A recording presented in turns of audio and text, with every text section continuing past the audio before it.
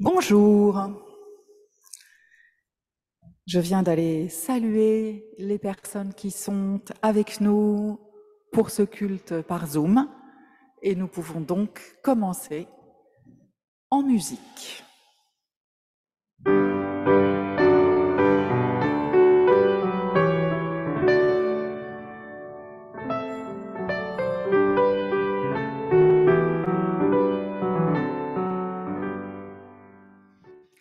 Bienvenue, bienvenue à vous tous, bienvenue à vous toutes.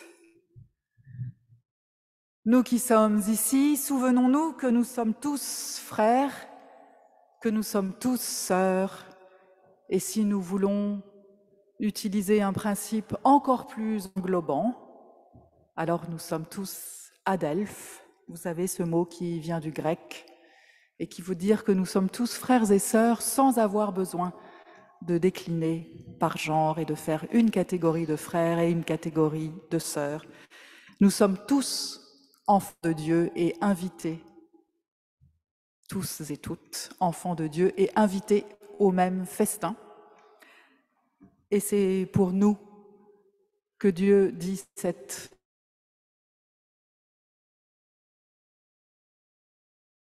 nous répétons dimanche, qui que vous soyez, d'où que vous veniez et où que vous alliez, Dieu vous donne sa grâce et sa paix.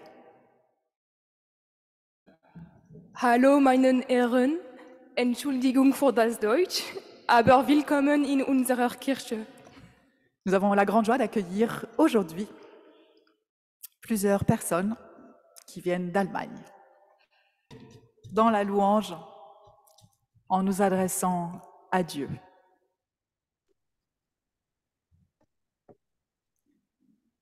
Ô notre Dieu, tu es source intarissable de toute vie. Sans toi, nous ne serions que poussière. Nous chantons à ta gloire la vie que tu nous as donnée.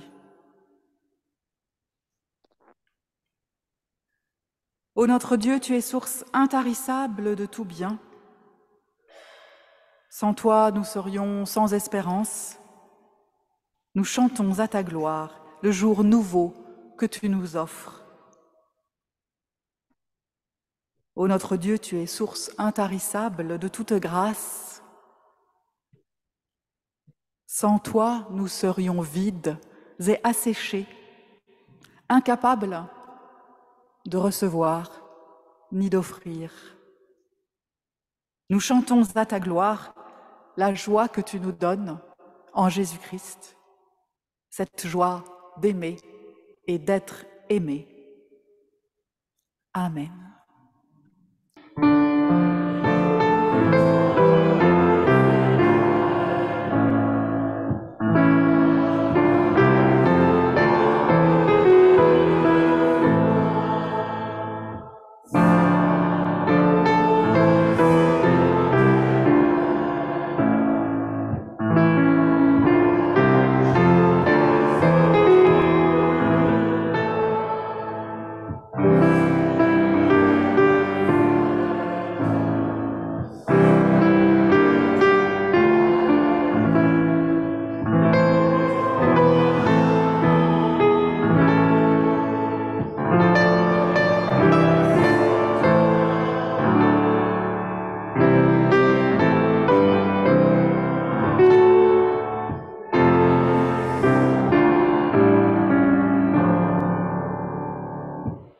Voilà le moment de se défaire de tous nos masques et de se présenter devant Dieu comme nous sommes, de lui présenter en particulier ce que nous essayons de cacher à nous, à tout le monde, à Dieu. Mais souvenons-nous que Dieu peut tout recevoir, qu'il peut tout entendre.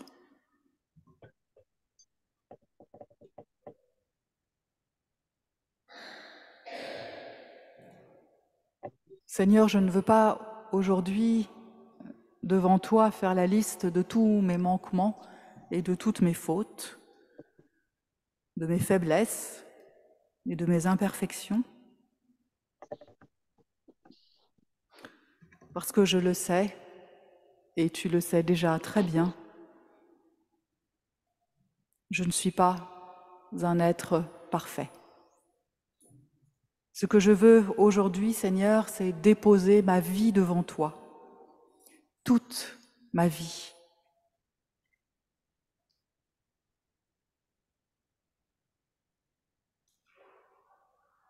Seigneur, aide-nous à prendre conscience des liens qui nous unissent. Ne nous laisse pas nous recroqueviller et fuir en nous-mêmes, nous fermer à l'autre. Aide-nous à nous accueillir les uns, les unes, les autres. Et fais-nous sans cesse discerner ta volonté là où nous sommes pour la situation que nous vivons.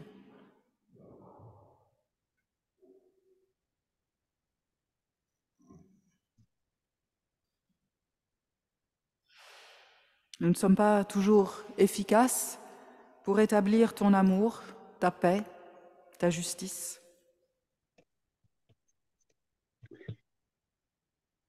Fais-nous prendre conscience que dans notre cœur, nous créons en permanence des lois que nous imposons aux autres et par lesquelles nous les jugeons.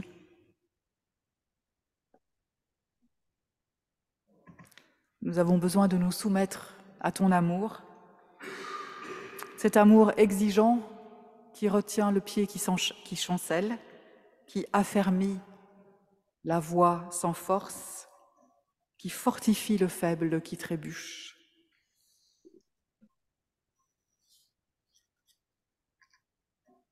Donne-nous de voir nos frères, nos sœurs, nos adelphes, à travers les yeux de ton Fils, Jésus-Christ. Ces yeux qui sont les signes de ton amour qui pardonne. Amen.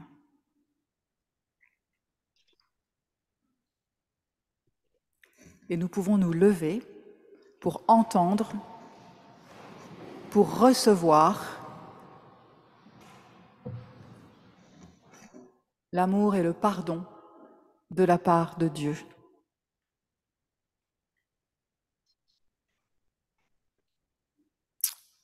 Il nous dit, quand les montagnes s'effondreraient, quand les collines chancelleraient, ma bonté pour toi ne faiblira pas et mon alliance de paix ne sera pas ébranlée. Oui, parce que nous sommes impardonnables, nous sommes pardonnés. C'est pourquoi nous pouvons vivre en paix. Dieu nous fait grâce. En Christ, il nous appelle à recommencer. Il nous appelle à ressusciter, à vivre de sa parole, de son esprit. Amen.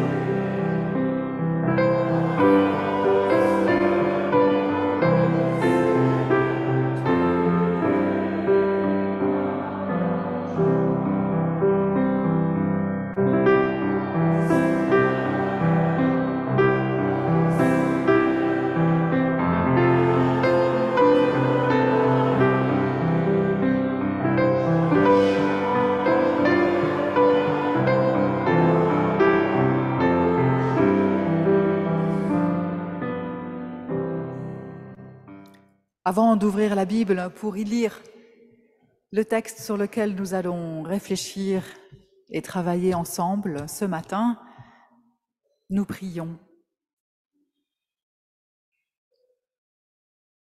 Dieu, nous te prions. Au moment de lire tes Écritures, pour que celles-ci, justement, ne restent pas des écritures,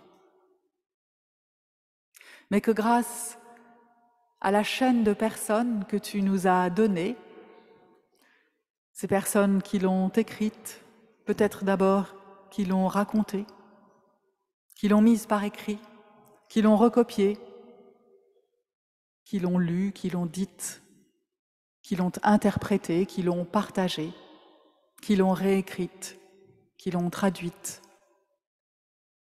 Grâce à toutes ces personnes, fais que ton écriture devienne pour nous une parole vivante, qu'elle nous parle, qu'elle nous porte, que nous ressortions de ce culte porté par ta parole. Amen. Le royaume des cieux est comparable, en effet, à un maître de maison qui sortit de grand matin afin d'embaucher des ouvriers pour sa vigne. Il convint avec les ouvriers d'1 pièce d'argent pour la journée et les envoya à sa vigne. Sorti vers la 3e heure, il en vit d'autres qui se tenaient sur place, sans travail. Et il leur dit : « Allez, vous aussi, à ma vigne, et je vous donnerai ce qui est juste. » Et ils y allèrent. Sorti de nouveau, vers la 6e heure, puis vers la 9e, il fit de même. Vers la 11e heure, il sortit encore, en trouva d'autres qui se tenaient là, et leur dit : « Pourquoi êtes-vous restés là tout le jour sans travail ? » « C'est que, lui disent-ils, personne ne nous a embauchés. » Il leur dit : « Allez vous aussi à ma vigne. » Le soir venu, le maître de la vigne dit à son intendant : « Appelle les ouvriers et remets à chacun son salaire, en commençant par les derniers pour finir par les premiers. » Ceux de la 11e heure vinrent donc et reçurent chacun 1 pièce d'argent.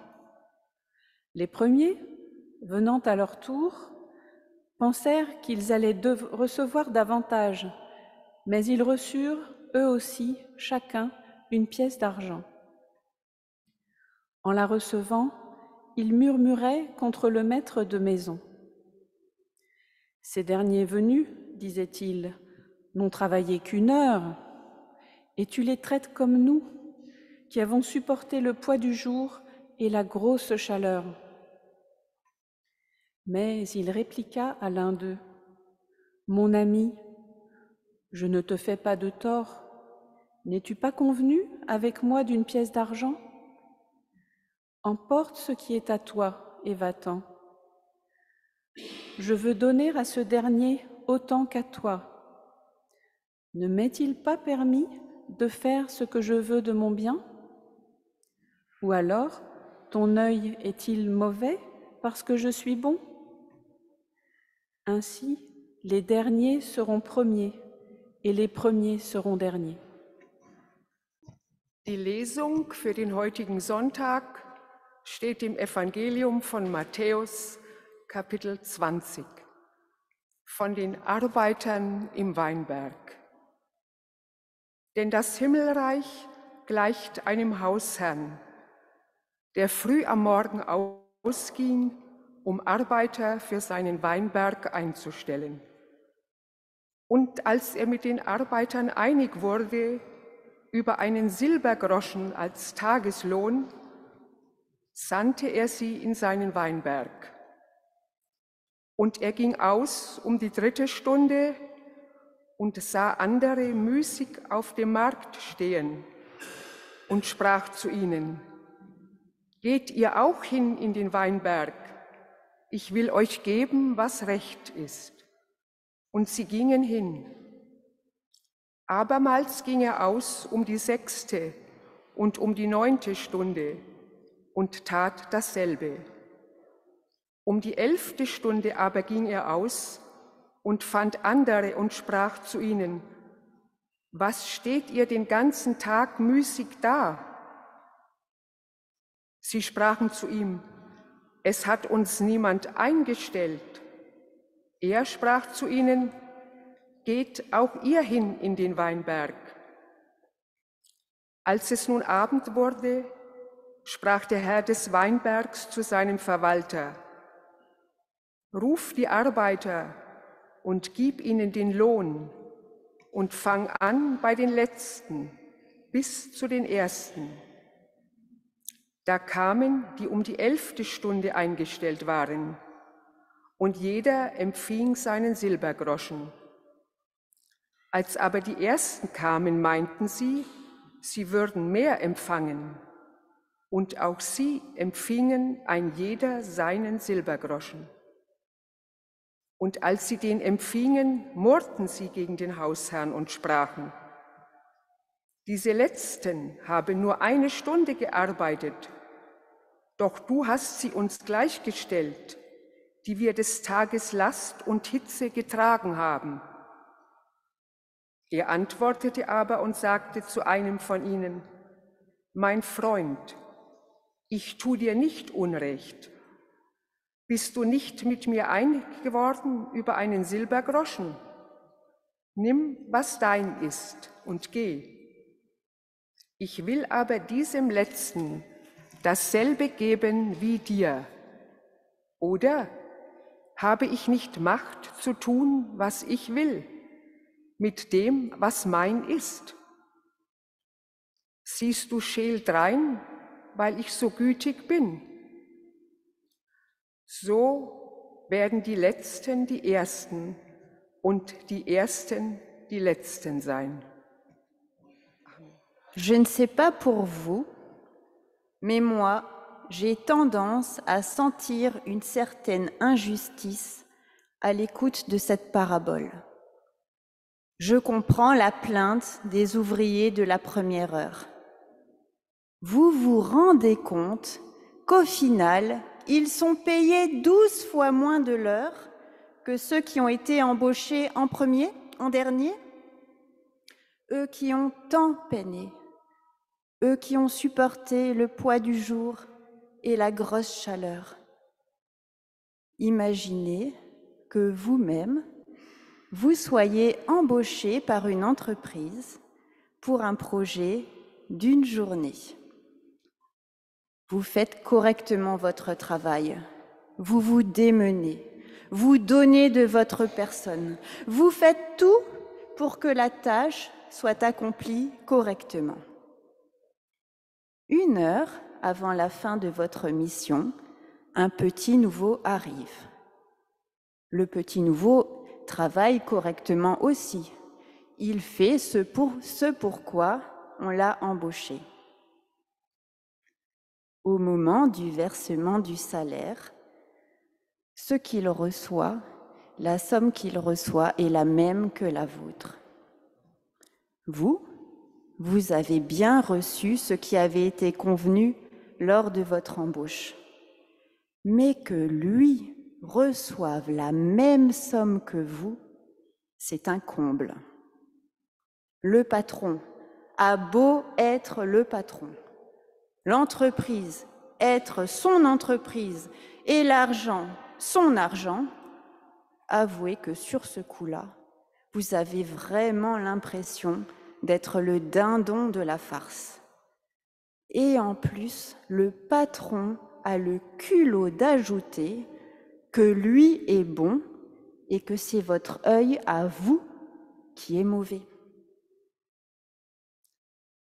La chose avait pourtant bien commencé. Le propriétaire de la vigne avait conclu d'un accord salarial concret avec le premier groupe embauché. 1 pièce d'argent. 1 pièce d'argent, c'est le salaire habituel qu'on donnait pour ce genre de travail. Il n'était pas particulièrement élevé, mais il suffisait pour vivre correctement. Si vous relisez le texte, vous remarquerez qu'il n'y a plus d'accord salarial concret avec le deuxième groupe, celui de la 3e heure. Le patron indique vaguement qu'il leur donnera ce qui est juste. Le patron fait de même avec le groupe de la 6e heure et le groupe de la 9e heure.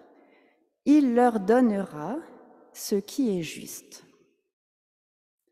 Mais qu'est-ce qui est juste? Selon notre sentiment de justice, le salaire devrait être proportionnel au nombre d'heures effectivement effectuées. Et donc, le premier groupe embauché devrait recevoir l'intégralité de la pièce d'argent, le deuxième groupe les 3/4, le troisième groupe la moitié, le quatrième groupe le quart, puisqu'un écart de 3 heures sépare chacun des groupes et qu'une journée dans la Bible en fait toujours 12. Avec cette logique, quand le propriétaire sort une nouvelle fois vers la 11e heure et qu'il voit des gens qui attendent toujours, le jeu n'en vaut presque plus la chandelle. Remarquez qu'il ne leur promet rien. Il leur dit « Allez vous aussi à ma vigne » et ils y vont. La justice, telle qu'elle est perçue par le propriétaire de la vigne, relève d'une logique différente. Rappelez-vous, le groupe de la 3e heure, le groupe de la 6e heure, le groupe de la 9e heure ont également reçu une pièce d'argent. Rappelez-vous que le propriétaire leur avait dit qu'il leur donnerait ce qui est juste. Ce qui est juste, du point de vue du propriétaire, c'est de donner à chacun ce dont il a besoin pour vivre correctement. Alors bien entendu, cette manière de faire semble défavoriser ceux qui ont été embauchés en premier. Mais ceux qui ont été embauchés en premier, ils ont également reçu ce dont ils avaient besoin pour vivre correctement. Et eux, dès le matin, ils étaient certains de ne plus être dans le besoin. Et donc, ils ont pu travailler toute la journée, l'esprit tranquille. Le groupe de la première heure, j'imagine que ce sont les plus forts, les plus vigoureux, ceux qui arrivent le mieux à se mettre en avant et à se vendre. J'imagine qu'ils sont régulièrement embauchés et j'imagine que ce sont souvent les premiers choisis. Je ne suis pas certaine qu'il en aille de même pour les groupes suivants. C'est peut-être moi qui extrapole, mais j'ai l'impression qu'au fur et à mesure de l'avancée de la journée, les profils deviennent moins reluisants. Rappelez-vous la constitution des équipes de sport à l'école ou au centre de loisirs. Vous vous souvenez? Les plus forts étaient systématiquement choisis en premier. Et nous restions là à attendre fébrilement que notre nom soit prononcé. Je me souviens même que parfois je priais pour que mon nom ne soit pas prononcé trop à la fin, parce qu'à chaque appel qui n'était pas le mien, c'était mon ego qui en prenait un coup. Alors j'imagine bien ce groupe de la 11e heure. Ce ne sont certainement pas des fêtards qui ont fait la grasse matinée et qui sont venus là juste pour voir. D'ailleurs, quand le propriétaire de la vigne leur demande « Pourquoi êtes-vous restés, vous, tout le jour sans travailler ?» Ils répondent « C'est parce que personne ne nous a embauchés. » Donc, eux aussi étaient là depuis le matin.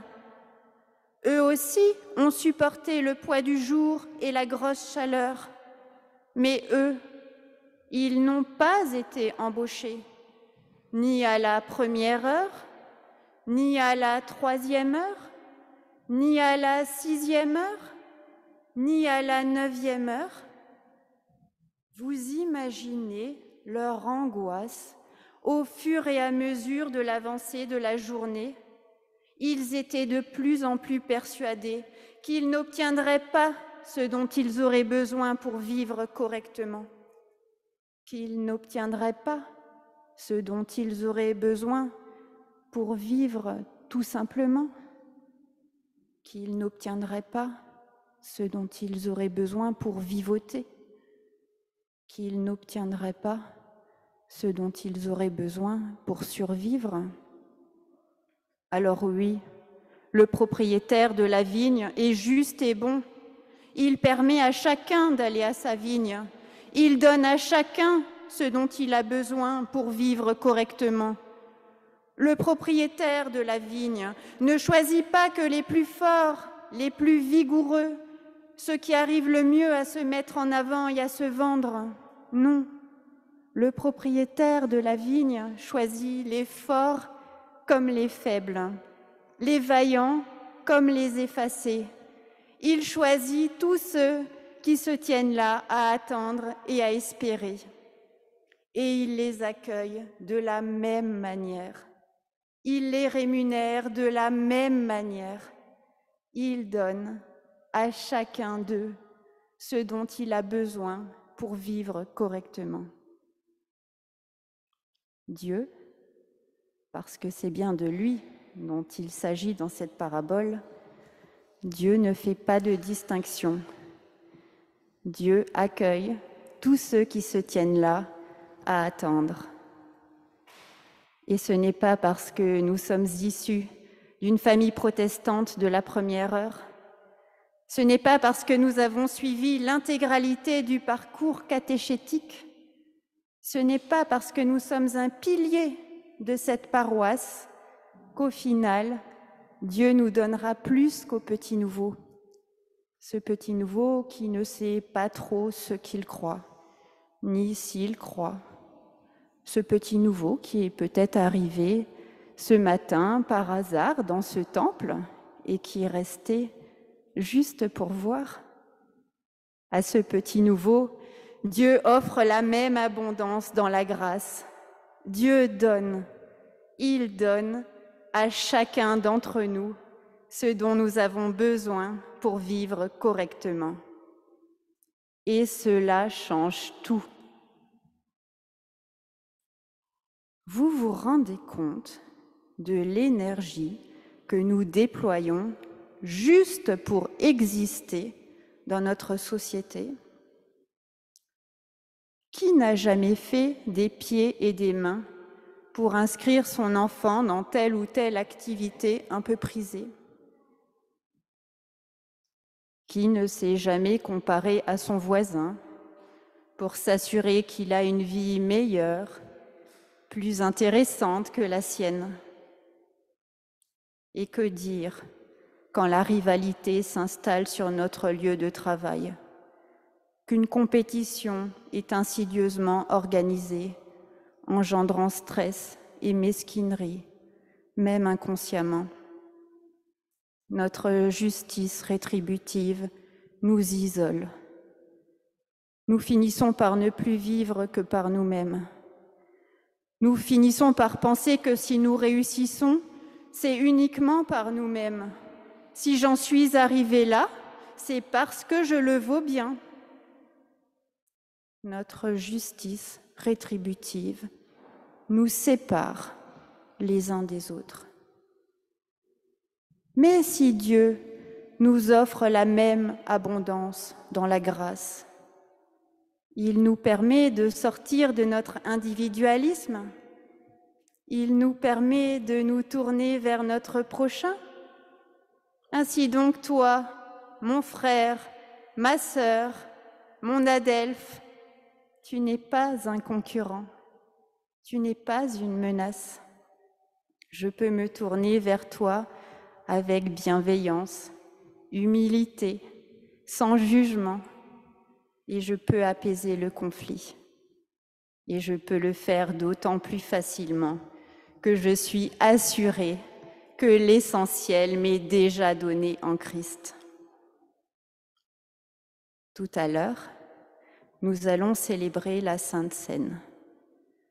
Marie-Pierre va nous dire que, quelle que soit notre Église d'origine, quel que soit notre parcours catéchétique, quel que soit notre âge, nous pouvons y participer parce que ce n'est pas une Église qui nous accueille, mais notre Seigneur Jésus-Christ. Que nous mangions et buvions le pain et le vin, ou que nous participions simplement au cercle que nous allons former, rappelons-nous que Dieu nous invite tous à venir dans sa vigne. Rappelons-nous que nous sommes des frères et non des concurrents.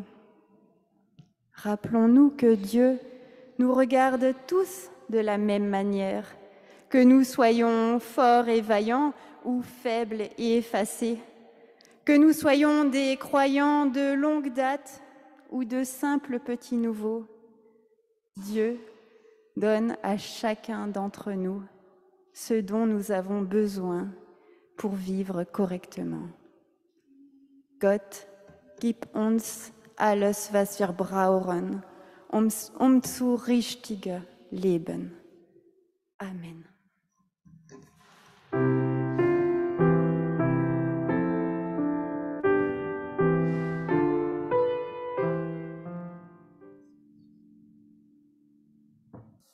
Unis à tous nos frères chrétiens d'ici et d'ailleurs, d'hier, d'aujourd'hui et de demain, nous allons dire la prière que le Christ nous a apprise, le Notre Père.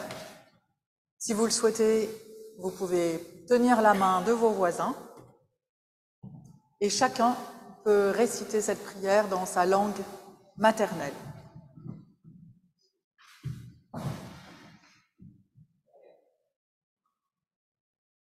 Notre Père, qui es aux cieux, que ton nom soit sanctifié, que ton règne vienne, que ta volonté soit faite sur la terre comme au ciel.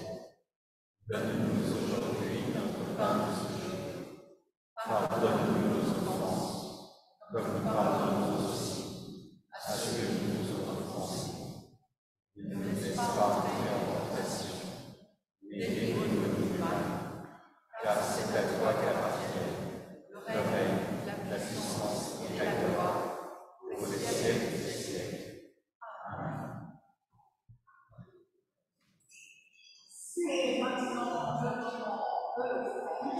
Vous qui nous suivez par Zoom, on ne vous oublie pas non plus pour l'offrande.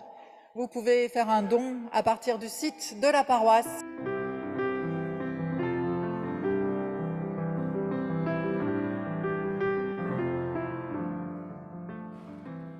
Nous allons nous recueillir un instant pour la prière d'intercession. Et à cette occasion, je vais vous dire un mot de la SMPPI. Vous savez ce que c'est, la SMPPI? C'est la Semaine mondiale pour la paix en Palestine et Israël. Cette semaine mondiale, qui a lieu chaque année en septembre, c'est une initiative du Conseil écuménique des Églises, soutenue par l'Église protestante unie de France, aussi par le DEFAP, qui est notre service de mission. Et cette semaine est là pour manifester notre solidarité envers ces peuples qui souffrent de cette situation de guerre. Le thème de la SMPPI de 2023 a été choisi à partir d'un verset de l'Évangile de Matthieu, je vous le lis. « Les renards ont des terriers et les oiseaux du ciel des nids. Le Fils de l'homme, lui, n'a pas où poser la tête. » Et donc le thème de cette année, c'est « Nulle part où poser la tête ».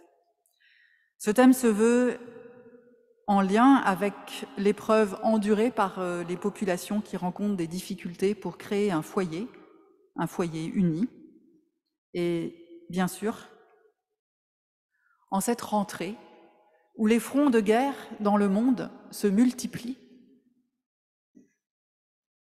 où les catastrophes naturelles se multiplient aussi, Nous allons prier pour toutes les populations en guerre, pour toutes les personnes qui vivent des catastrophes, pour toutes les personnes qui ne savent plus où poser leur tête, quelle que soit leur situation familiale ou leur religion. Alors, avec le Conseil œcuménique des Églises, nous prions. Seigneur, nous te prions ensemble pour que le monde évolue. Un monde dans lequel tant de femmes, d'enfants, d'hommes et de familles n'ont nulle part où poser la tête. Nous, les Églises, efforçons-nous de concourir à un monde où chacun et chacune pourrait non seulement poser la tête, mais également partager la paix. Un monde où chacun et chacune aurait ce dont il a besoin pour vivre. Que pouvons-nous faire différemment aujourd'hui pour effacer l'ardoise, pour réunir toutes les bonnes choses qui nous entourent et entamer le voyage de la vie? Seigneur, ton peuple souffre depuis trop longtemps. Des proches ont été séparés, les uns les unes des autres.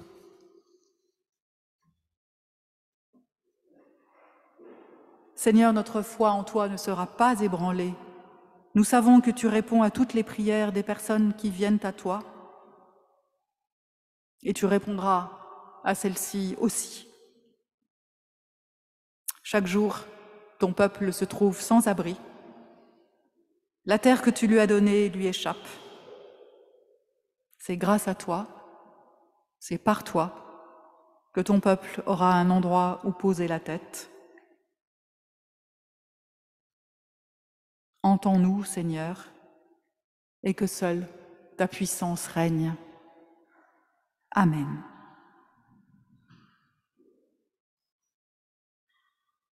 Et nous nous levons pour recevoir la bénédiction de la part de Dieu.